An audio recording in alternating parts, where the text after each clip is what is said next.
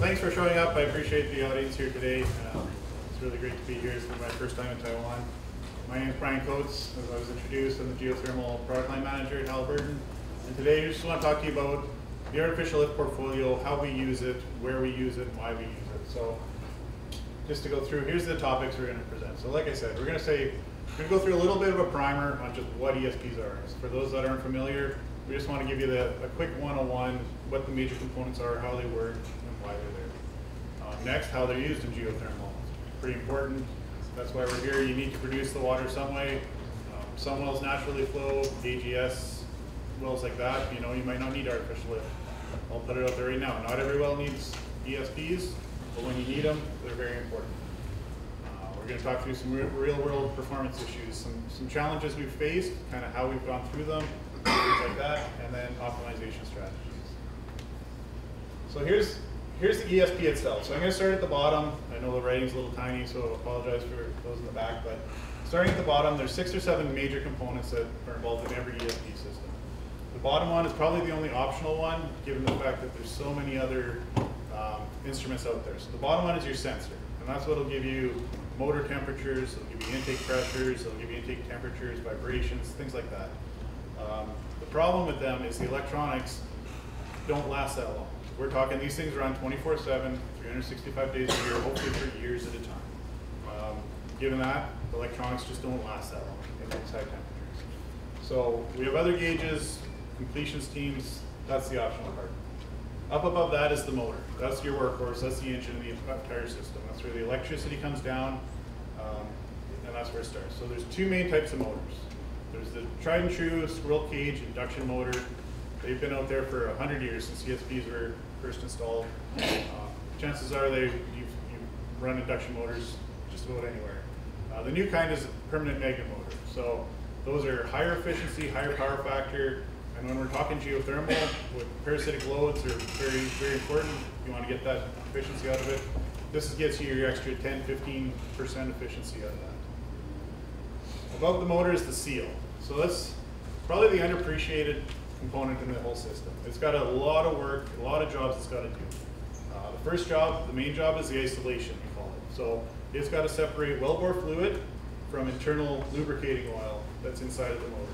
So we need to lubricate, we need to keep things nice and smooth running, but we don't want any of that well fluid getting into those electrical components where we can cause short. So isolation is number 1. Equalization is number 2. We don't want to create high pressure anything. We want to keep all our seals low pressure, makes things easy. So what it does is it equalizes the entire internal system for basically the same pressure as the internal wellbore, or external wellbore, I should say. The easy one is transmission. It takes the shaft torque from the motor, transmits it through the seal into the pump, makes things go. And then it's redundancy is the other thing. So when we're talking isolation, we want to keep that wellbore fluid as long as possible. So what it is a number of chambers, call it 18 inches, a number of chambers where it creates a tortuous path where if well fluid gets past this one, there's another redundant chamber underneath. So redundancy, redundancy, redundancy, sometimes 4 or 6 chambers. Above the seal is the intake. It's got the simplest job out there, sometimes the most difficult, but all it does is take fluid from the annulus, puts it into the pump. And then lastly is the pump. So these are multi-stage centrifugal pumps. So you have an impeller and a diffuser. Rotating impeller, stationary diffuser. Takes the fluid, puts it into the diffuser, redirects it into the next stage. So every stage is rated for so much head, or so much lift, and then so much flow. And you stack, call it 20 stages together, it's going to create that same flow of those 20 stages, it's just going to be 20 times the lift. So that's how the main system works. From there, you can't really see it, but there's a long extension cord. It's just like the extension cord on your monitor, your computer, anything like that. It goes from your power source, plugs into the motor. And then on surface, it can look like a variety of things. Essentially, it's your power source. It's your light dimmer in the simplest sense. It turns the motor up, turns the motor down. But these days, it comes with a lot of advanced algorithms, control systems, power optimizations, things like that. And then on the right here, just kind of some things whenever you talk about geothermal artificial lift wells, these are the things that we have to deal with. So we're going to talk a little bit more about a few of them here. High temperatures, high flow rates, high horsepowers, kind of goes hand in hand with geothermal. On top of that, we've talked yesterday a little bit about just the aggressive chemistry. Sam mentioned it in his. And then most important, like I said, these things got to run for years, so reliability and run life are vastly important.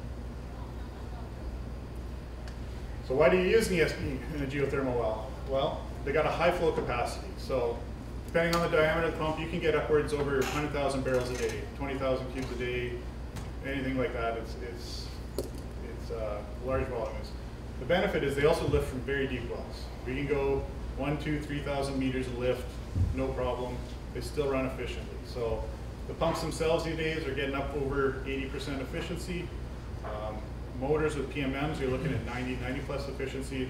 It makes for a really efficient system, a really efficient way to lift fluid out of the ground. They're compact. So other than the surface equipment, other than that surface control box you need, there's really not much on surface. It's a wellhead and a control box. They don't take up much land. It makes for easy for pad development. One of the biggest benefits is, like I said before, they're not made for every well, but for these older wells, these marginal wells, wells that are kind of dying on flow rate, or you need a little extra oomph, that's where ESPs come in. They can put them in the ground and they can start drawing that well down that much better. So for marginal wells, it's kind of the bread and butter, conventional geothermal systems, and then some EGS. And finally, this is kind of been a recent development in the last few years, but when paired with remote monitoring, with data science, with all the AI that we've been working with, they really allow for adaptive tuning. So we can really crank out the efficiencies and lower that parasitic load that's required to run them. So I said I'd talk about a few challenges. So I got 3 challenges that I just want to go through a little more in detail. Challenge number 1, kind of obvious, high temperatures. Reservoirs these days that we're going into reach 240, 250 C. Typically what we're going in is the 160, 170, but as we develop, as we increase our technology, then we're going to push ourselves to the 250 C. When we get to that 250, that's where we start to see equipment problems. So you've got your electrical equipment problems where insulation degrades, your insulation values go down, you have high voltage, you want to make sure your spark gaps are right. Your bearings start to wear faster. Your oil has to stay in that nice lubricating viscosity. And if it's not there, then your bearings start to wear, you create vibration. It's a failure. So those elevated temperatures, again, they reduce the oil viscosity. Elevated temperatures also come with the risk of steam flashing. So if we're put in a well where the pressure is low, if we start flashing, it creates a problem for the pump lowers efficiency, and stuff. And then from a mechanical point of view, it's I think Sam mentioned in his, you're going down you're building stuff at room temperatures, you're putting a bunch of dissimilar metals together, they all grow at different rates, and they got to be able to operate at those high temperatures. So it's the ability, the mechanical stresses that you're putting on everything, again, running for years at a time. Number 2 is the chemistry. We've talked a lot about chemistry in the last few days. Geothermal brine is really hard on all sorts of equipment, metals. Also contains a lot of dissolved solids. Solids are hard on bearings, hard on wear. The corrosion, we run into a lot of problems with corrosion. When we talk about using exotic materials like Inconel, stainless, titanium in some cases. So one of the bigger ones we run into is scale deposition. So again, your high temperatures, you're in a big casing, and then all of a sudden it hits this motor, the pressure starts to drop. So when pressure drops, temperature increases, you start to drop scale in, and that's where we run into intake failures. We run into plugged pumps. The scales start to deposit on the motors themselves and almost create like an insulating blanket. So all in all, it just cascades into more and more of a problem. Some wells, H2S, CO2, just again leads to corrosion. So. Number 3, kind of goes without saying again, reliability and runtime. We got to run forever. That's our goal. Is these wells last 20, 30 years. We want to be able to run as long as possible in order for you guys to maximize your returns. So unscheduled pulls are costly. If you don't have an unexpected failure or a short run or something to that effect, it costs money. It lowers your ROI. those high flow rates that we've talked about, they'll accelerate wear. So we've got a plan for that. Use different bearing materials, different coatings, different things like that. And then monitoring systems. Again, I'll go back to the data science. We use remote monitoring for everything. We change control algorithms, we optimize efficiency, everything. So I wanted to give a little quick case study on a real world problem that we solved recently in the last couple of years. So this goes back to the scale deposition. And we had a customer in Europe that had continual intake shaft failures. Almost like clockwork, every 8, 9, 10 months, it would fail with an intake shaft failure. So after looking at what the problem is, doing some root cause analysis, we came up with a new solution, and that was a new intake. So what we did was, basically, we increased the size of the intake. The slower that fluid comes in, the less the pressure drop, which means less scale of deposition, which means less scale, less failure rate. And then we looked at some other traditional, non-traditional methods, like using coated parts, some non-stick coated stainless parts. And then on top of that, we did some proactive scale mitigation, which goes back to the data science part of it. If you're monitoring these, you can start to see where trends happen, and all of a sudden your flow might drop a little bit, and you're like, that's weird. So then you can start doing the science behind it, and say, maybe I need to shut it down, do an acid job, or do some kind of chemical treatment. So ultimately, the results is we tripled runtime. So the last system's still running at 3+ years, so we're still doing good in that part.